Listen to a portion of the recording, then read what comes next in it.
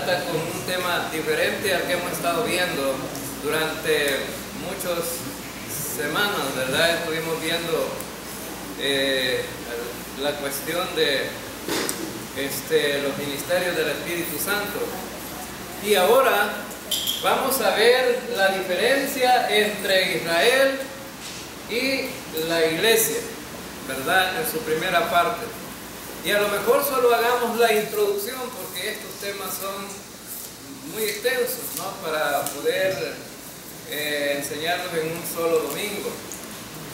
Y especialmente cuando hay celebración de la cena del Señor, pues se nos acorta el mensaje. Ahora entonces, y este tema es fundamental porque es que lo vamos a enseñar, porque hoy día han habido, ¿verdad? Y siguen habiendo movimientos religiosos que quieren cambiar el aspecto bíblico de cada cosa o de cada doctrina en la Biblia. Ahora entonces, simplemente hay grupos religiosos, denominaciones que toman un rumbo diferente a lo que la Biblia establece. Entonces, no podemos decir que es lo mismo Chana con Juana, ¿no? Aunque se parecen.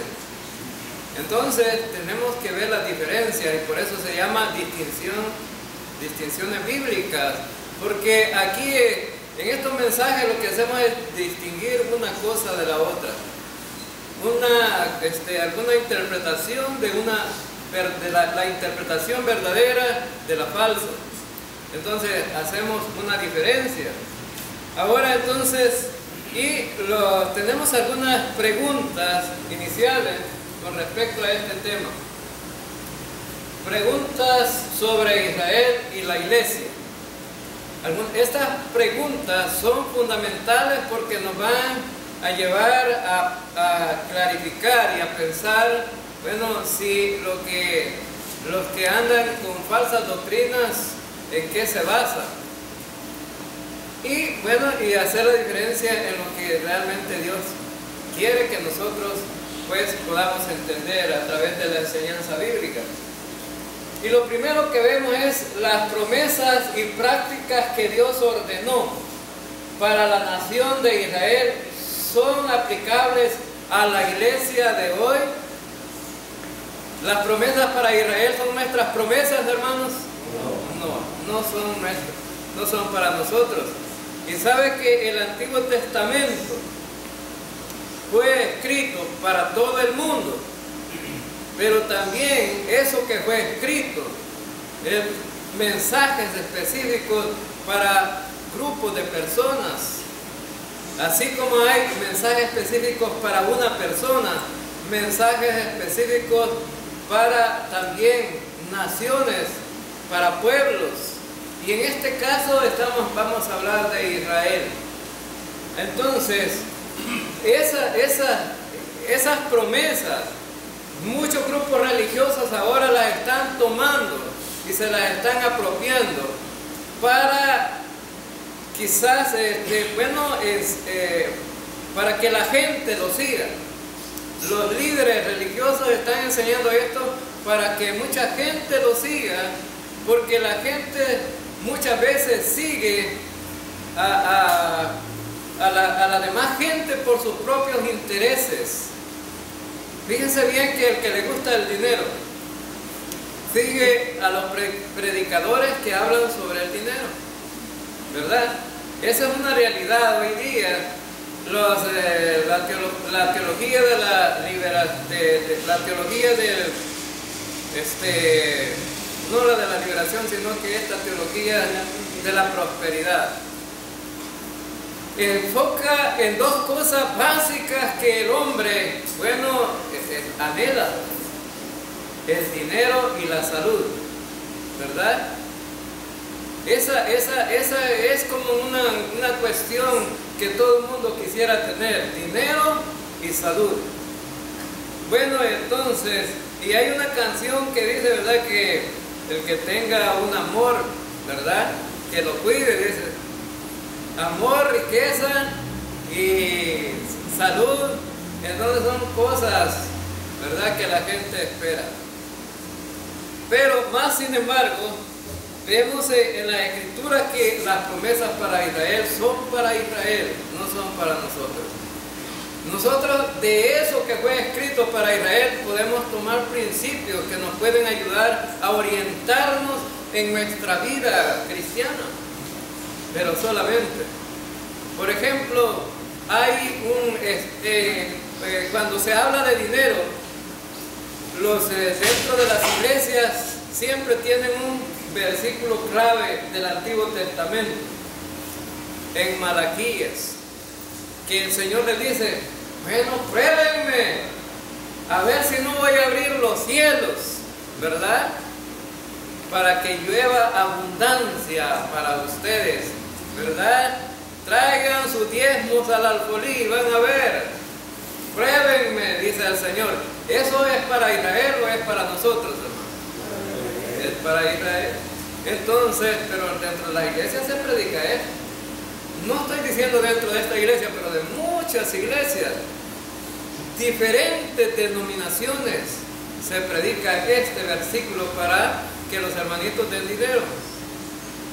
Aquí nosotros, cuando hablamos de dinero, que muy escasamente lo hacemos, le pedimos a la gente que lo haga de una manera correcta. Es decir, que traiga su ofrenda de acuerdo como propuso en su corazón, pero no a la fuerza, ¿verdad? Y eso debe de ser una perspectiva de parte de usted, a preparar su ofrenda cuando ya sale de su casa, decir: bueno, yo hoy he sido bendecido, ahora voy a dar. Pero el que no tiene, no puede dar.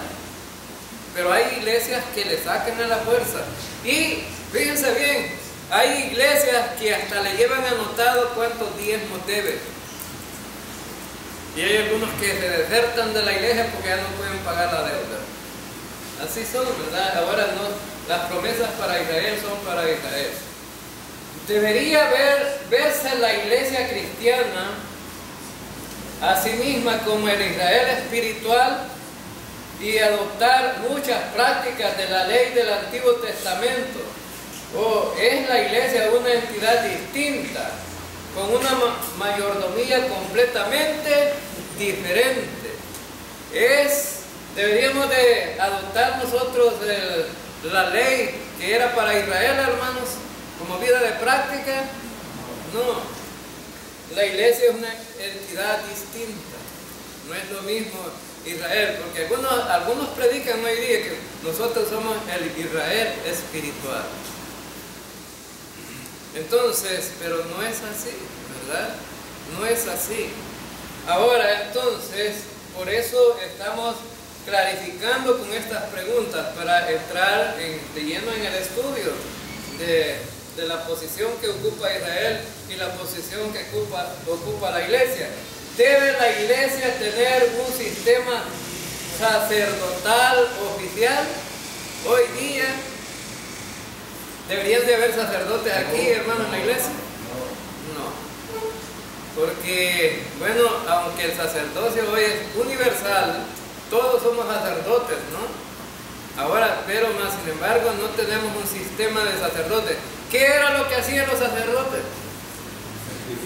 El pueblo llevaba los corderitos para que el sacerdote los sacrificara y estaban día con día allí en el templo sacrificando. Es más, me gustaría que leyéramos un versículo en Hebreos, unos versículos, para que vean cómo era el sistema del sacerdocio. En Hebreos capítulo 10, vamos a Hebreos capítulo 10, y dice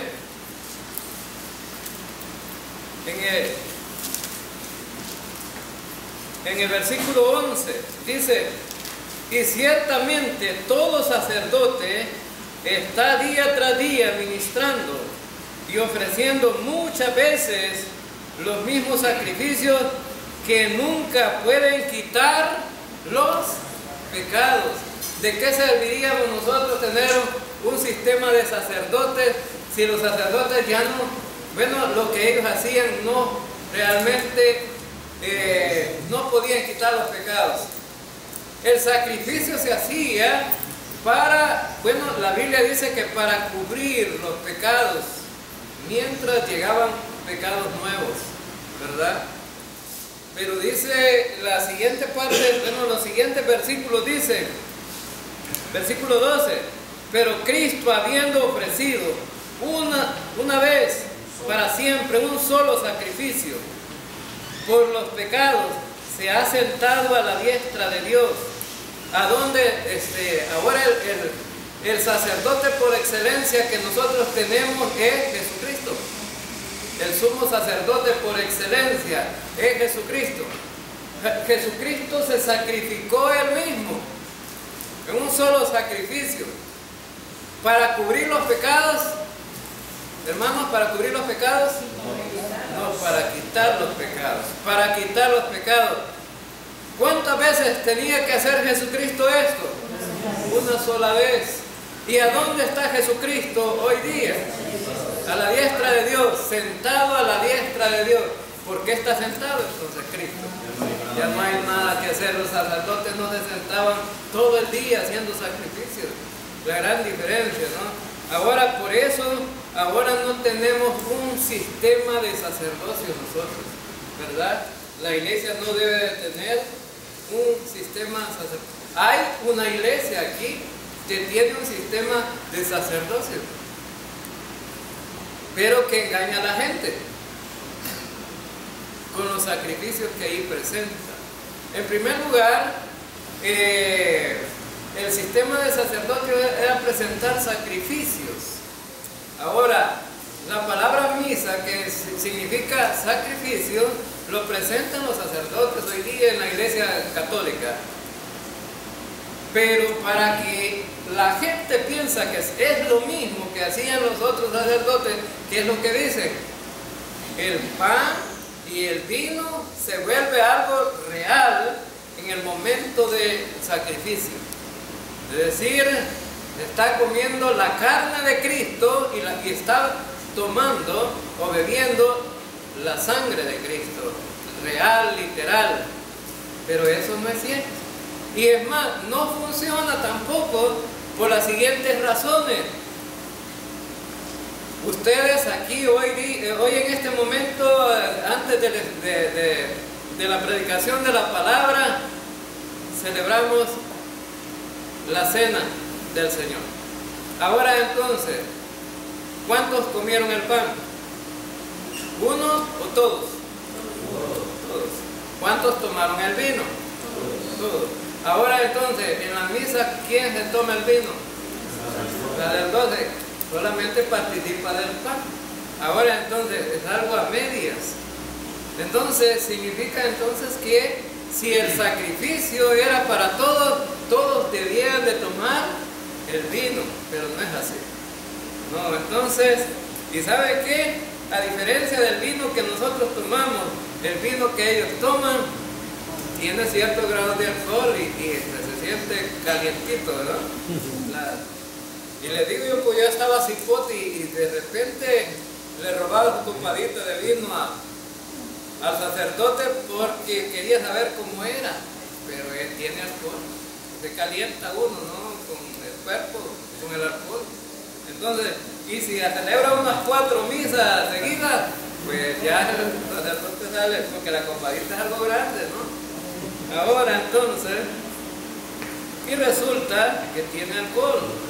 Ahora entonces, vemos entonces, la iglesia no debe de tener, ahora, ¿debe la iglesia seguir ofreciendo sacrificios como el sacrificio de la misa? La respuesta es no. ¿Está la iglesia obligada a guardar ciertos días festivos? Hermanos, ¿está la iglesia obligada a guardar ciertos días festivos? No. Ahora entonces, porque bueno, a mí me gustaba que hubiera días festivos allá en mi pueblo, y solamente había 2 días festivos en el año. Y entonces, ¿y sabe por qué me gustaba? Porque era la única vez que mi papá me compraba un pantalón y una camisa. De allí todo el año pasaba, y si no lo cuidaba, bueno, no me duraba mucho, porque imagínense un pantalón bueno para todo el año. Entonces me gustaba, y porque me daba 15 centavos para comprar borbetes, 15 centavos por una pera. Y usted los hipotes de hoy, ¿verdad? ¿Cuánto llevarán a una fiesta? Ahora los hipotes andan un montón de dólares en las bolsas.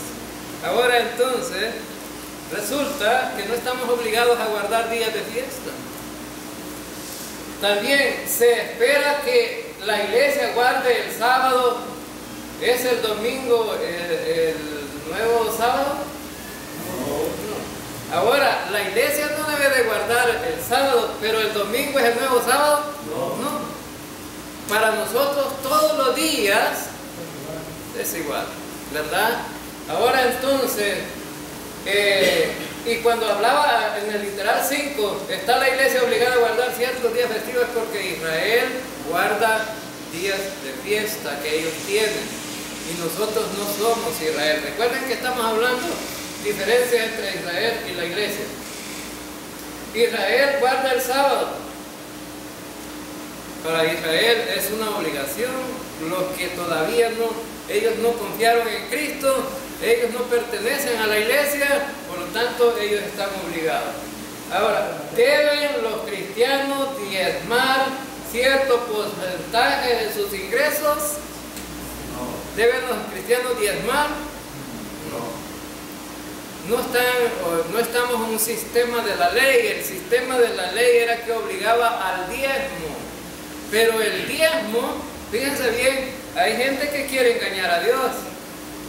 Y entonces, y de repente alguien tiene una tienda que puede producir, digamos, de ganancia en una semana, digamos en un mes que le produzca $300 de ganancia en un mes. Digamos que, ¿cuánto tenía que pagar? $30. Pero algunos dicen, mira, aquí voy a dar mi diezmo y aparecen con $5. Estaban engañando a Dios, porque no era el diezmo. El diezmo es el 10% de lo que se gana. Es más, cuando se diezma no se le da nada a Dios. ¿Por qué? Porque el diezmo es lo que le pertenece a Dios, es lo que es de Él.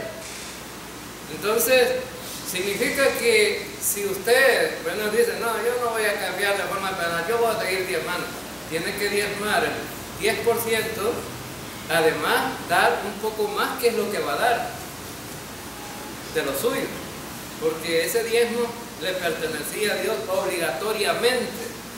Es más, los israelitas no solamente daban el 10%, le daban el 10% al rey, le daban el 10% a los sacerdotes y daban el 10% para ayudar a los pobres. Significa entonces que ¿cuánto daban? 30%. Entonces no era simplemente, y estaban bajo la ley, era una obligación. Ahora nosotros no estamos bajo la ley, no estamos bajo la ley, porque la ley ¿hasta dónde llegó? Hasta Cristo. Otra pregunta, ¿son los 10 mandamientos la regla de vida para el creyente de la iglesia? ¿Debemos de guardar los 10 mandamientos nosotros, hermanos? No estamos bajo la ley. Y saben que la mayoría de gente de las iglesias dice que guardan los 10 mandamientos. Ahora entonces, si tuvieran que guardar los mandamientos que están en la Biblia, tendrían que guardar ¿cuántos mandamientos? 613 mandamientos. Los mandamientos morales, mandamientos civiles y los mandamientos ceremoniales, que se constituye la ley para el pueblo de Israel. Y los judíos son los que guardan esto. Ahora entonces ellos,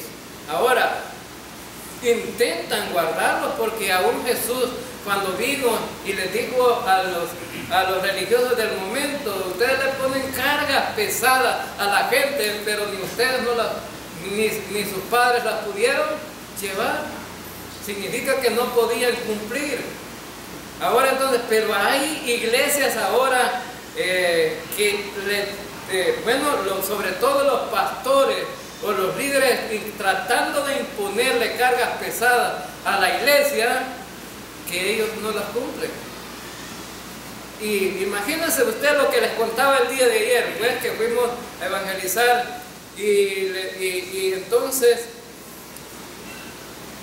llegamos a la conclusión con la plática que tuvimos con esta gente, que los pastores o los líderes de una iglesia están mandando más gente al infierno que al cielo. ¿Por qué? Porque le están poniendo cargas a la gente, y esas cargas a la gente no están estipuladas en ninguna ley, son leyes humanas, ¿verdad? Ahora entonces, la iglesia no está. Ahora bien, fíjense bien, si alguien tenía que cumplir los 10 mandamientos, tendría que sabérselo. Levanten la mano los que saben 100% los 10 mandamientos.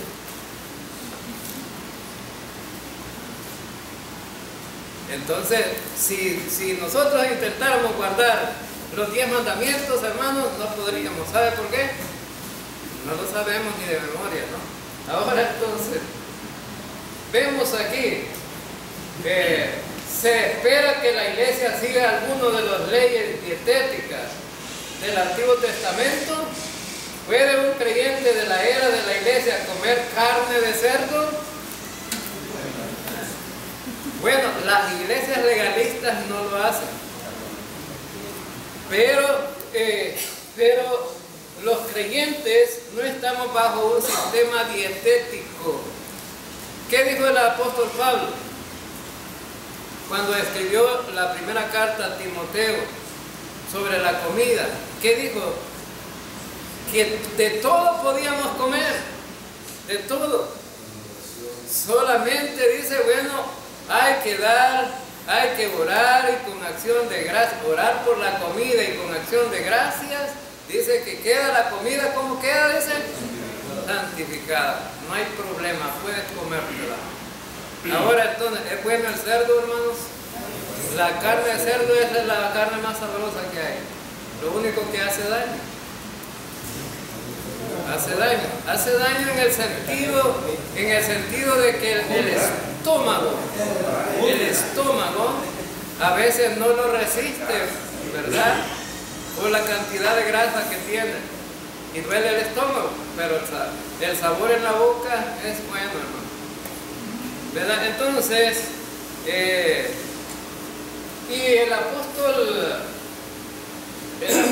Pablo, bueno, reprendió a Pedro, ¿verdad? Porque a Pedro le gustaba el jamón, a Pedro, hermano, le gustaba el cerdo a Pedro, y Pedro era un judío. Pero le dice Pablo, cuando no están los otros judíos aquí con los hermanitos, bien comete, ¿verdad? Ahora entonces, algunos hermanos, algunos creyentes de esta iglesia todavía tienen ese prejuicio, ¿no? De que los tamales que dan en una velación no hay que comérselos. Ahora entonces, ¿y qué tienen los tamales, hermano? Masa y pollo, ¿verdad? Y papas. Y a veces le echan papayas porque no hay papa, ¿verdad?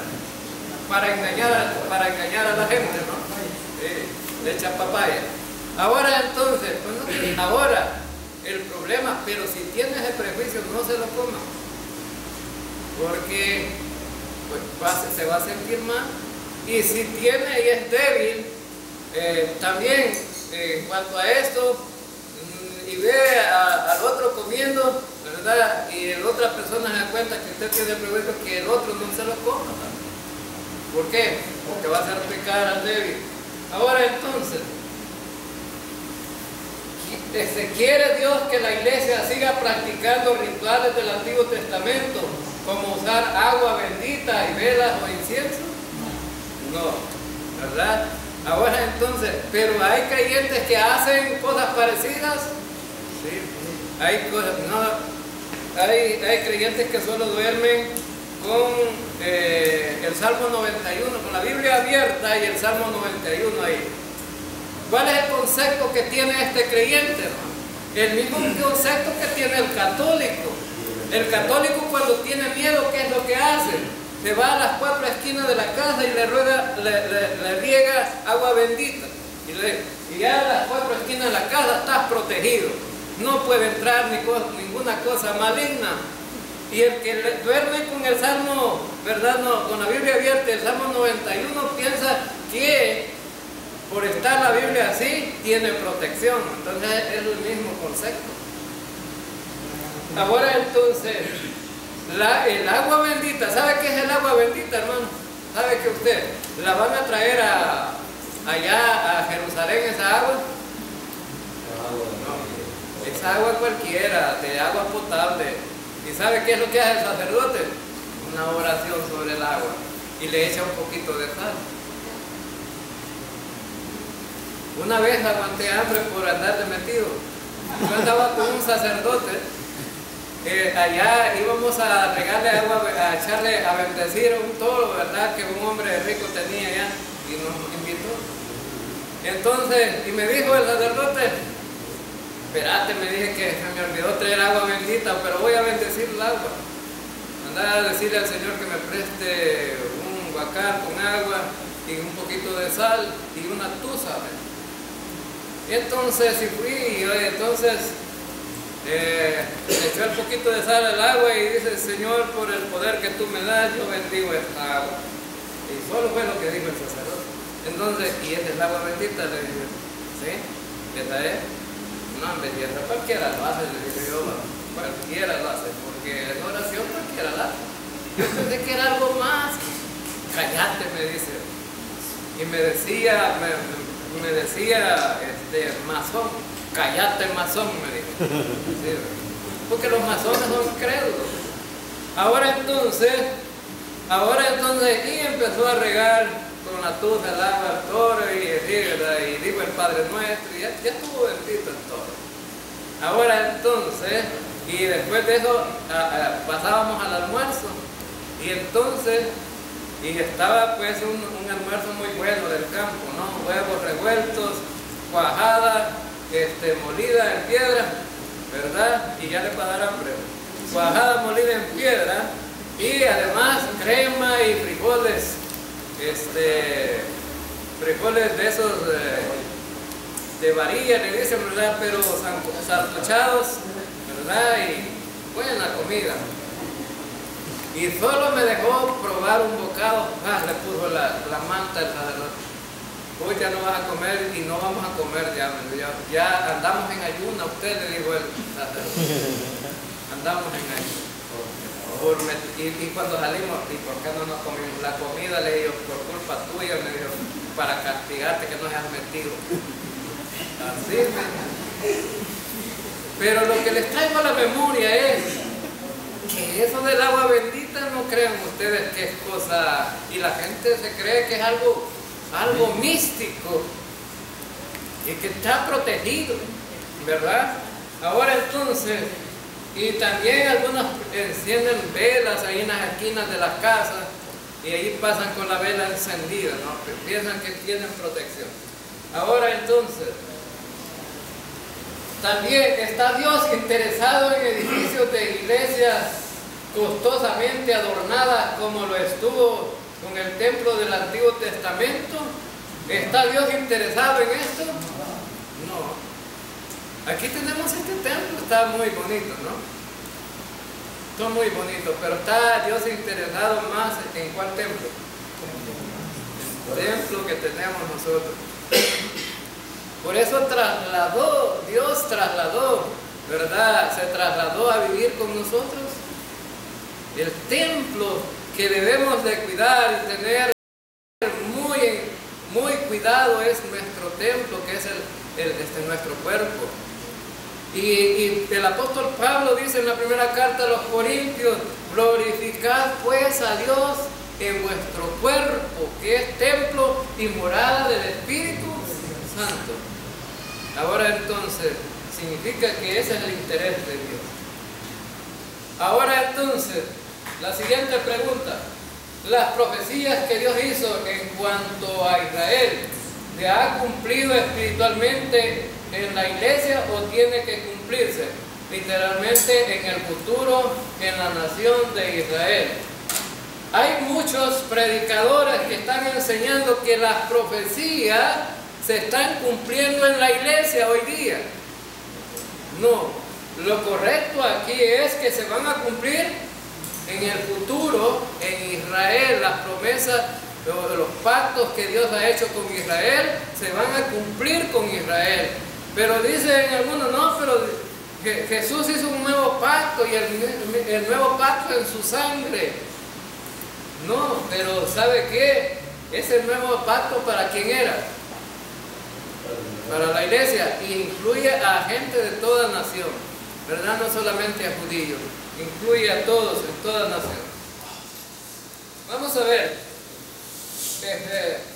dos puntos de vista diferentes sobre Israel y la iglesia. Hay dos puntos, es decir, dos corrientes teológicas con respecto a Israel y la iglesia. La teología del reemplazo, así se llama esta teología del reemplazo. ¿En qué consiste esta teología del reemplazo? Bueno, la teología del reemplazo enseña que la iglesia ha reemplazado totalmente a Israel en los planes de Dios. Ahora entonces, ¿será cierto esto, hermanos? No, no es cierto.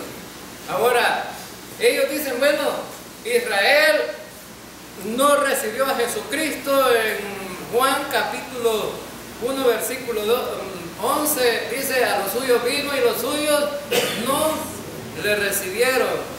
Ahora, como lo rechazaron, entonces Dios permitió, ¿verdad?, surgir un nuevo movimiento que se llama la iglesia. En el versículo 12, mas a todos los que le recibieron, a los que creen en su nombre, les dio potestad de ser hechos hijos de Dios. Entonces, Israel falló, rechazó al Mesías. Israel no tiene, ya Dios no tiene planes para Israel. Ahora Dios lo va a cumplir con la iglesia. Y en eso es lo que piensa la teología del reemplazo. Ahora, bueno, ellos dicen Israel ya no está en los planes de Dios. Pero el apóstol Pablo escribe 3 capítulos en las cartas a los Romanos, capítulos 9, 10 y 11, sobre Israel. ¿Qué va a pasar con Israel? ¿Ya fue totalmente discriminado de Dios Israel? No. Simplemente Israel está siendo disciplinado. Y un día Dios va a volver a llamar a Israel. Y aunque no todos se van a salvar, sino solamente aquellos que confíen en Cristo, pero ese va a ser el Israel que se va a salvar. Ahora entonces, la teología del reemplazo enseña que los judíos ya no son el pueblo elegido de Dios, y que Dios no tiene planes futuros específicos para la nación de Israel. Ahora, eso es lo que creen con esta teología, ¿verdad? Que el pueblo de Dios ya no tiene planes, o sea, Dios ya no tiene planes para ellos. ¿Cómo no? ¿Cuál es un plan que Dios tiene para Israel que va a suceder en el tiempo futuro? ¿Cuál es un plan? Lo hemos hablado aquí muchas veces, ¿verdad? ¿Ah? Les va a reconstruir el templo, dice el hermano, sí. Pero, ¿cuál es el plan de Dios en ese tiempo para Israel? ¿Ah? Le va a permitir la paz a Israel. Una paz pasajera. Pero ¿cuál es el plan que tiene Dios para Israel? La disciplina que Dios tiene para ellos en la gran tribulación. Allí está, ¿verdad?, los planes de Dios. Y ellos dicen, ya Dios no tiene planes para ellos. ¿Cómo no? Pero ¿qué va a pasar con los judíos que confiaron en la tribulación? Ellos van a entrar al milenio. Tiene planes Dios para ellos.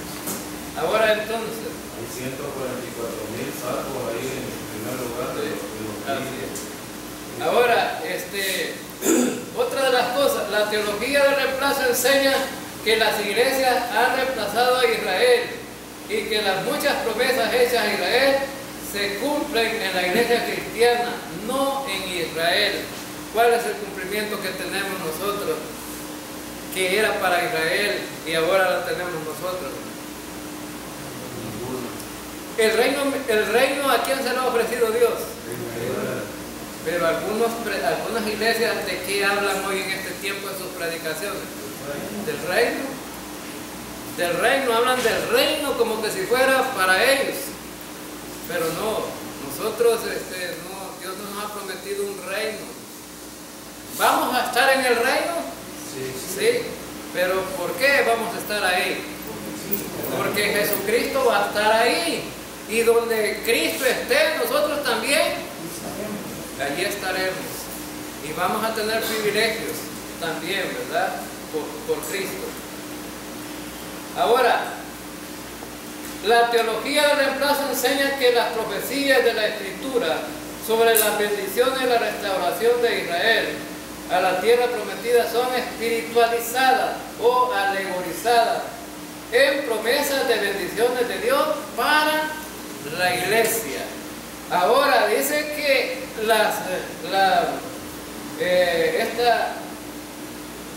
profecías de la Escritura sobre las bendiciones y la restauración de Israel no deben de ser materializadas, sino espiritualizadas. Ahora, ¿será cierto esto? Dios le prometió a Abraham ¿el qué? Una tierra. ¿Se puede espiritualizar la tierra, hermano? La tierra es tierra, no se puede cambiar en otra cosa, la tierra, ¿verdad? Ahora, ¿le prometió una gran nación? Sí.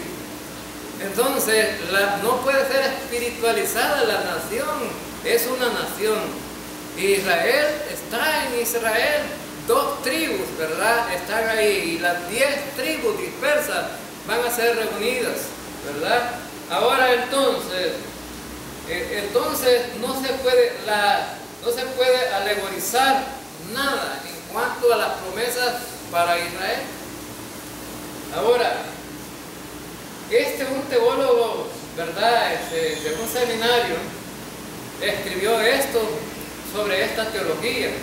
El derecho de un grupo étnico religioso a un cierto territorio en el Medio Oriente, que se llama la Tierra Santa, no puede ser apoyado en las Escrituras.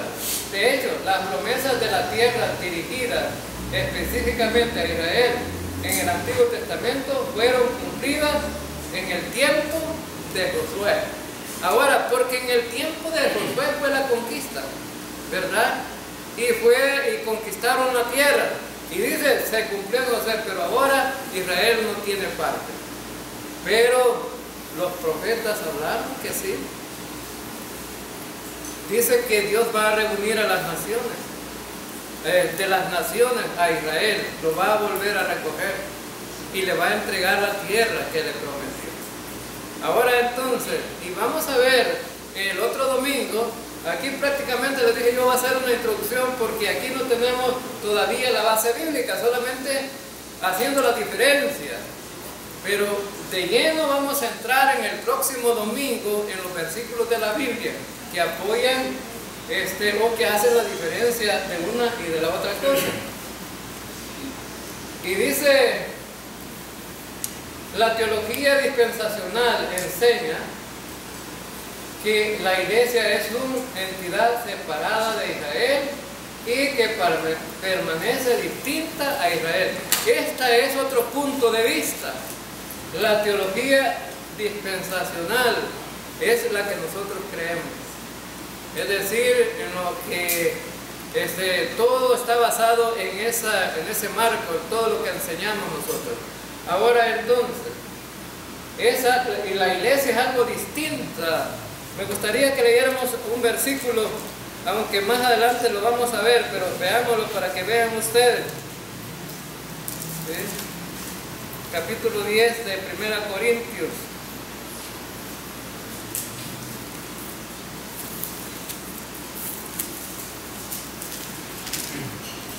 Versículo 32, capítulo 10, versículo 32. ¿Qué dice? No seáis tropiezo ni a judíos, ni a gentiles, ni a la iglesia de Dios. ¿Hay diferencia de grupos ahí, hermanos? Sí. Entonces, menciona a la iglesia y menciona a los judíos como grupos diferentes. Ahora, y los gentiles. Ahora entonces, significa entonces que la iglesia, la posición de los dispensacionalistas es que son diferentes.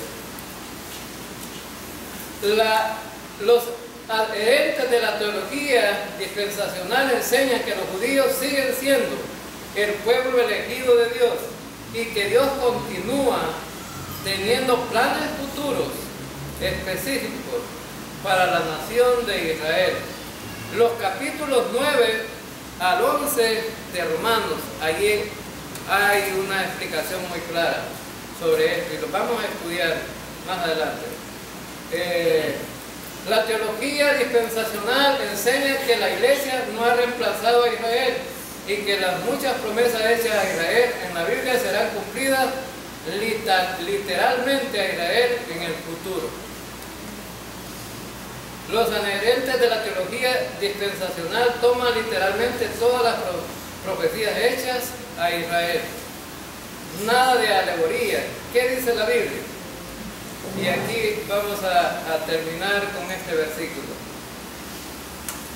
Pero Jehová había dicho a Abraham: vete de tu tierra y de tu parentela y de la casa de tu padre a la tierra que mostraré, y haré de ti una nación grande, y te bendeciré y engrandeceré tu nombre y serás bendición. Bendeciré a los que te bendijeren y a los que te maldijeren maldeciré, y serán benditas en ti todas las familias de la tierra. Esta es una promesa para Abraham, y esa promesa enmarca que a este hombre Dios le promete una gran nación, ¿verdad? Le dice: vete de tu familia, haré de ti una nación grande. Ahora, pero Abraham, cuando fue llamado, ¿cuántos hijos tenía? Abraham no tenía ninguno, es más, la mujer era estéril y ya estaba de una edad avanzada, ¿verdad? De una edad avanzada. Entonces, como dicen las viejitas, ¿verdad? Quisiera volver a la juventud, ¿verdad? En aquellos años de la mocedad. Pero ya Sara ya no podía, ¿verdad? Ahora entonces, y dice, bueno, no solamente le iba a dar una gran nación grande, sino que te bendeciré y engrandeceré tu nombre. ¿A través de qué iba a ser engrandecido Abraham? A través de esa nación tan grande, ¿no? Llamada, fíjense, con solo mencionar a Israel, el mundo se pone alerta. Un pequeño remanente que está ahí, el mundo se pone alerta cuando habla de Israel.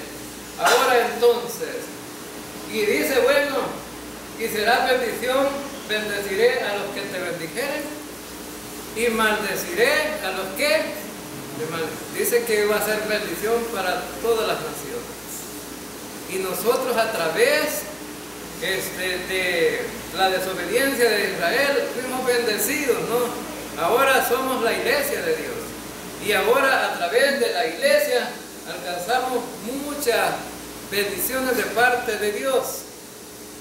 Pero las bendiciones para Israel, Dios se las va a cumplir literalmente. Pero nuestras bendiciones, ¿son materiales o son espirituales, hermano? Son espirituales. Bien, vamos a quedarnos aquí y vamos a continuar el próximo domingo. Señor.